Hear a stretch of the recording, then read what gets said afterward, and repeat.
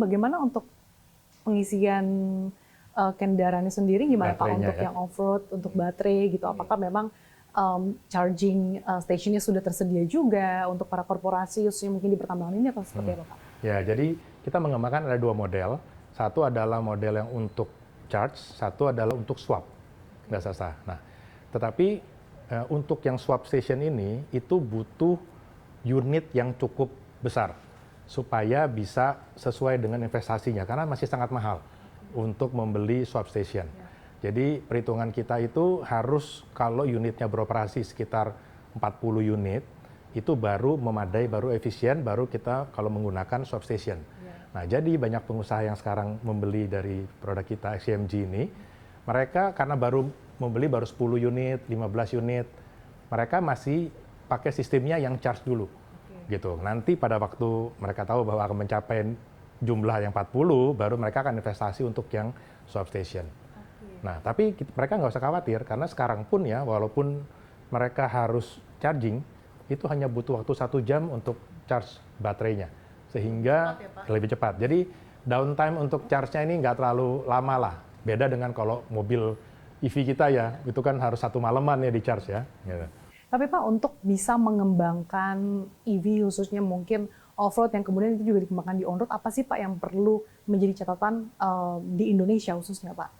Ya, yang memang perlu adalah kita perlu support dari pemerintah ya, karena kita percaya ya, saat ini mobil EV bisa berkembang karena kemudian PLN juga ya mensupport pemerintah dengan menyiapkan banyak charging ya di seluruh Indonesia. Nah, kalau ini kemudian juga disiapkan untuk yang truknya, saya percaya tentunya ini akan mempercepat penggantian ya dari sekarang pakai solar itu akan menjadi pakai elektrifikasi ini.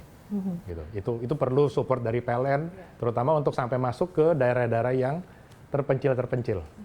Tapi Pak, untuk di tengah masa transisi ini, apakah memang lebih cocok untuk lebih ke hybrid atau mungkin langsung ke full elektrifikasi Pak? Kalau secara teknologi, China itu lebih mengembangkan adalah yang full. Karena sebenarnya kalau kita bilang hybrid itu kan masih tetap memakai solar ya. Jadi memang ada penghematan, tetapi tetap itu tidak terlalu signifikan. Lebih baik memang langsung berubah menjadi full EV. Karena bisa tadi menghemat 80% ya Pak yang sudah dirasakan oleh sejumlah industri. Betul. Kemudian dari segi regulasi dan dukungan pemerintah, selain tadi Anda katakan dukungan dari pemerintah dalam hal ini PLN juga menyediakan berbagai charging station, kebijakan apa lagi sih Pak yang paling dibutuhkan untuk mendorong transisi ke EV mungkin dari segi insentif fiskal atau insentif lainnya Pak? Betul, ya memang saat ini pemerintah belum menyiapkan pajak untuk impor maupun pajak untuk kita misalnya berusaha di Indonesia, ini belum ada untuk yang truk bahasa saya. Jadi masih untuk yang mobil-mobil saja. Ya, kita berharap ya pemerintah ke depan juga menyiapkan untuk yang truknya, karena memang untuk truk ini justru penggunaan untuk BBM-nya lebih banyak. Kalau kita bilang ya, untuk di satu lokasi tertentu itu memakai BBM-nya luar biasa besar. Jadi kalau ini bisa dirubah menjadi PLN, ya, apalagi kita tahu bahwa PLN kita juga banyak daerah-daerah tertentu yang cukup banyak suplainya kan, sehingga ini bisa dimanfaatkan dan ini akan bisa menghemat devisa kita tentunya.